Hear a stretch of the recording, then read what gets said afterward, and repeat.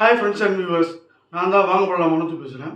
இன்றைக்கி நம்ம வர்ஷா பரத் இயக்கத்தில் அஞ்சலி ஸ்ரீராமன் நடிப்பில் வெற்றிமாறன் அனுராக் கஷ்யப் ப்ரொடியூஸ் பண்ணி படத்தில் வந்து தேட்டரில் ரிலீஸ் ஆகாமல் தடுக்கப்பட்டு இப்போ ஓடிடியில் வந்துருக்கிற பேட் கேர்ள் இதான் ரிவ்யூ பண்ண போகிறோம்.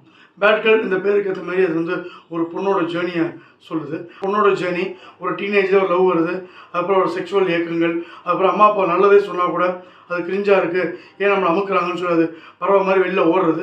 ஓடும்போது 3-4 ஆண்கள் அது வச்சுருக்கிற தொடர்பு எல்லாத்தையுமே வந்து இந்த படத்தில் இயக்குனர் அவங்க ஒரு பெண்ணாகவும் இருக்கிறனால அவங்க பாயிண்ட் ஆஃப் வியூ வந்து சொல்லியிருக்காங்க படத்தில். ப்ளஸ் வந்து இந்த படத்தில் வந்து அந்த பொண்ணோட நடிப்பு, ஒரு 15 வயசில் சின்ன சின்ன பருவ வச்சுக்கிட்டு வர கேரக்டர்லேருந்து 32-33 வயசு ஒரு ஜேர்னி.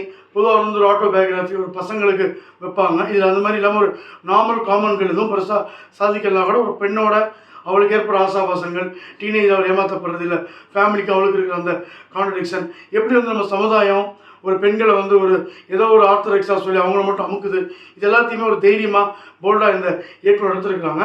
ஒரு பெண்ணாக இருக்கிறவங்களோட பெண்ணோட ஃபீலிங்ஸையும் அவங்க சந்திக்கிற விஷயங்களையும் அழகாக வந்து எடுக்க முடியுது. அந்த படத்தில் அந்த ரீரெக்கார்டிங்காக இருக்கட்டும், ஆண்கள் இந்த பெண்களுக்கு துணை புரிவதும் சரி, ஏமாத்துறது எல்லாத்தையுமே ரொம்ப கேஷுவலாக இந்த இயக்குனர் படமாக எடுத்திருக்காங்க.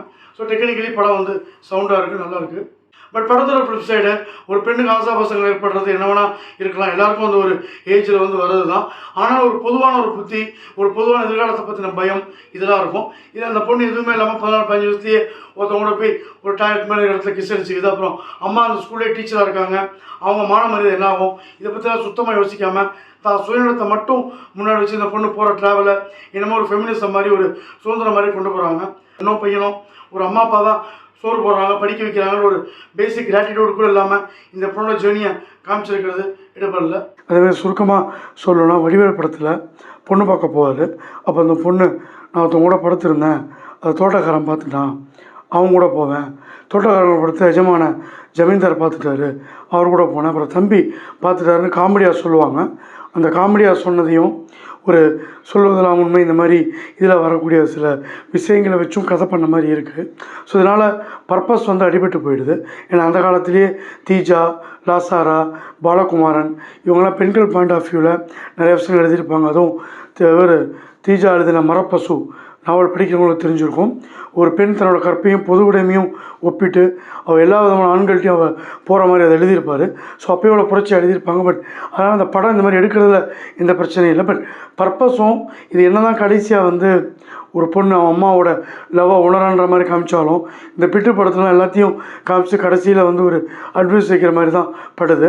மேலும் ஒரு பெரிய விறுவிறுப்பான காட்சிகளோ, ஹிந்தியில் குவீன் வந்திருக்கு, அந்த மாதிரி பெரிய லெவலில் எடுத்துகிட்டு போகிற மாதிரி இல்லாதனால ரொம்ப டல்லாக தான் படம் மூவ் ஆகுது. பட் ஒரு பெண் இயக்குனராக அவங்க நினச்சதை மனசில் பட்டதை சொல்லியிருக்காங்க.